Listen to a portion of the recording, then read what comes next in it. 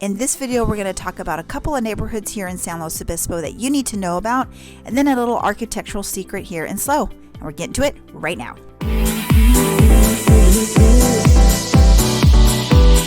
Hi friends, this is Verenice White with Goodell and White Real Estate Group, powered by eXp Realty. And if this is your first time to our channel or you're back to our channel, welcome. And if you want to know everything there is to know to live, work, eat, sleep, and play here in SLO County, San Luis Obispo County, well then you're in the right place. So friends, we are getting calls each and every day from people all over wanting to relocate here, and we absolutely love it. So if you're even thinking about moving here or just want to know what's going on in the area, then be sure to subscribe to our channel, hit that bell so you don't miss any of the videos that we drop on a weekly basis. And friends, if you need anything, feel free to reach out, send us an email, text, whatever you need to do to get a hold of us. We've got your back when you're moving to the Central Coast, California. All right, friends, so we're out and about in San Luis. Gonna show you a little bit of the town and the top communities that we think here that you would like and need to know about, right? Yep. So right now we're on Johnson Avenue, and I don't know where the definition is, but I guess it depends who's trying to sell you a home, but locals call this the banana belt, mainly because it's got good weather and relatively low wind. In most of these videos, the driving force behind how we define the neighborhood is its prevalence to have wind or not have wind. But because we have a coastal influence and the Central Valley warms up, we have a lot of wind events that take place here, and this is one little microclimate that doesn't really have that. Consequently, houses are more desirable and more expensive, and I don't know if you can tell in the video or not, but there's some that are up on the hills that have a really sweeping view of the whole city of San Luis Obispo. Right now, what are we seeing?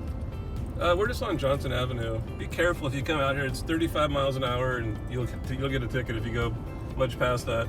But this is an older neighborhood in the Banana Belt, very desirable from a weather standpoint. And we'll go ahead and turn on this street just to show you how the houses get a little bit nicer as you go up the hill. And of course I picked a cul-de-sac, it looks like, which is lovely. But you get the gist of it. Even just in this little elevation change, the homes get bigger and nicer.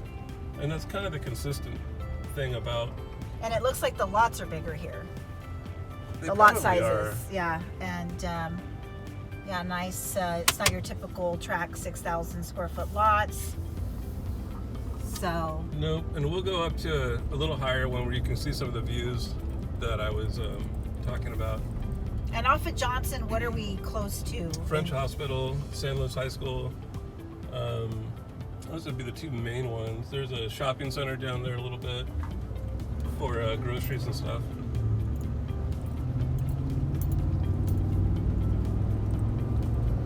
It's also a good place to do illegal U-turns, apparently. I mean, like, Yeah. you can just turn around anywhere, right? Yeah, we're in California. Okay, so we'll go ahead and head up Laurel here and show you a little bit more of like the Banana Belt Heights. And so yeah, these are just more, these homes here are probably mid-60s up above. Theirs a little bigger, a little nicer, and the views get really nice really quickly. Right, so we're going up to some more elevation. We're still off of Johnson. Yeah.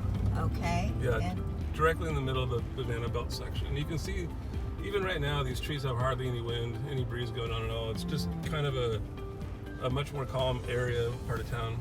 so just to recap, the Banana Belt is well known because of the Warm weather and lack of wind. warm weather, lack of wind. We're on San Luis Drive now, and this is San Luis High School over there on the right. And if you were, one of the amenities of living on San Luis Drive is you have all these fields you can come run your dog on, or do whatever, run around, play games, use the track, do a lot of kind of cool things, and it's just right in the middle of the neighborhood. The con, of course, is you got fireworks and football games and huge cheering crowds and all that kind of stuff. So Probably traffic at certain times of the day. terrible traffic at certain times of the day. Yeah. Real facts. Brand new tennis courts, though. There's that. Yep. So this is what's referred to as San Luis Drive. This whole neighborhood is called San Luis Drive. Much like the Banana Belt, this neighborhood has really great weather, and it's another microclimate that tends to be cool, like warmer in the cool times, doesn't have a lot of wind, and they're older homes, most of them built in the 50s and 60s, but most of them have been, really seriously remodeled and in some cases literally almost rebuilt. But this is probably the most desirable part of town. I mean, everyone has their preferences, but I would say for a lot of people, this would be the number one place to live in San Luis Obispo, and the price points reflect it. I mean, these homes are not cheap, and Phyllis Madonna lives right down there at the end of the street.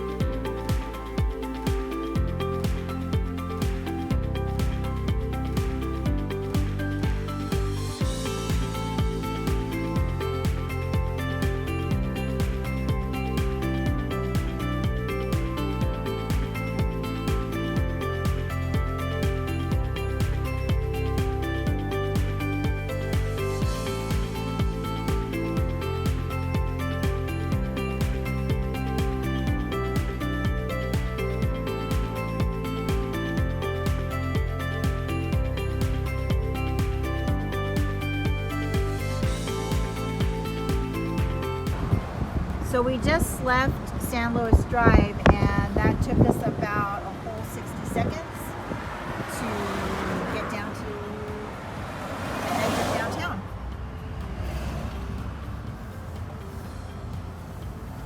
And that forward here, we're approaching downtown San Luis, part of it.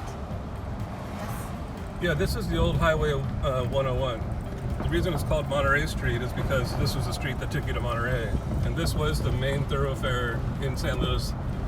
I don't know when, probably the 70s, but this was the main road that people would drive through.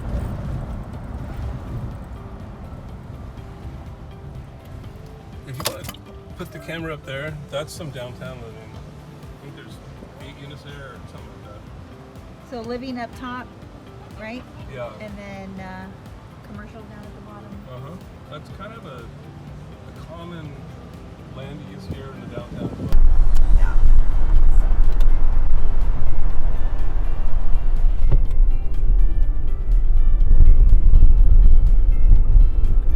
So once you get past the freeway here, this is what's called the Anholm district. This is an older area. These homes were built probably 50s, maybe some in the 40s and the 30s. Actually, you know what? I think these are more 30s and 40s than they are 50s, now that I think about that. But it's a really cool neighborhood, very desirable. It's probably, I don't know how you'd really rank them. It depends on what you want to do, whether you want to be closer to downtown, not close to downtown. There's just so many factors there. But in any case, this is a really desirable part of town. It goes up to Bishop's Peak on our left there, and there's a creek called the Brizzolera Creek that runs through the middle of this area. But you can see these homes are a little different. There's interesting styles like a bungalow, and then you got mission style here and some different things going on. But this whole area is called the Anholm district. How do you say at home? Anholm, A-N-H-O-L-M-E, something like that. Okay, I'll look it up.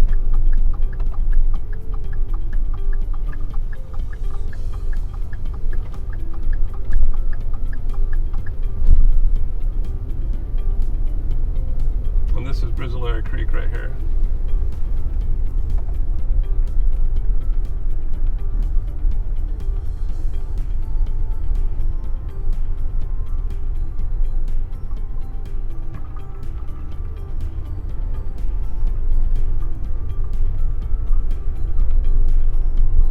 So this community right here, older home stock, a lot of them go through remodeling.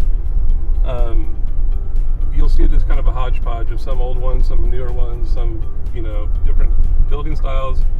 But this area in general is really sought after. This is a busy street for the Anholm district. This is Choro that we're on right now. So if we move over to here, these homes are likely a little more expensive because they're not on that, you know, real busy street. So just like everything, the location of where you're centered or where you're situated within the area is going to determine your price, the price value. Exactly.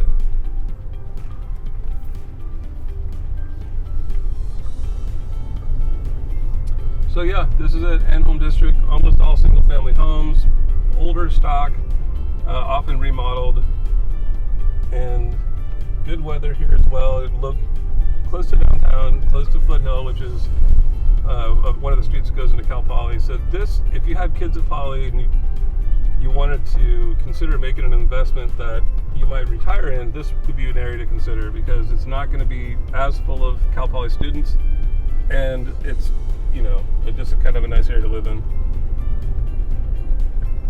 Great. So now we're on Choro. Yeah, we just made a little loop on Lincoln. Well, might as well go show you where this goes. So as we go this direction, it's going to be more and more Cal Poly students because the school is not more than about a mile from us right now, if it's even that far. So we just left that neighborhood and now we're on Choro heading towards where it's more of the Cal Poly. Here, this is all student housing here. Right here. Well, all this, yeah.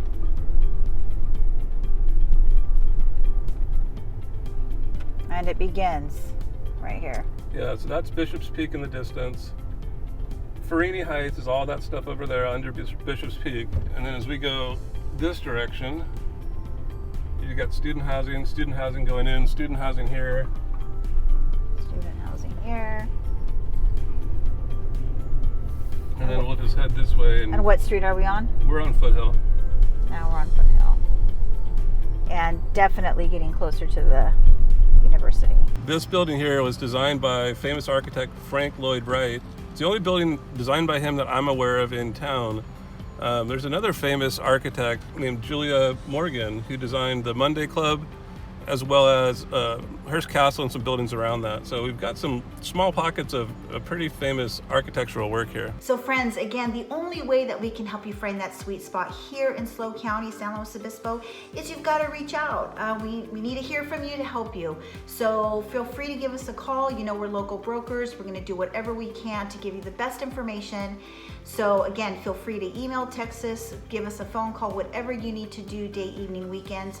We've got your back when you're moving to the Central Coast, California.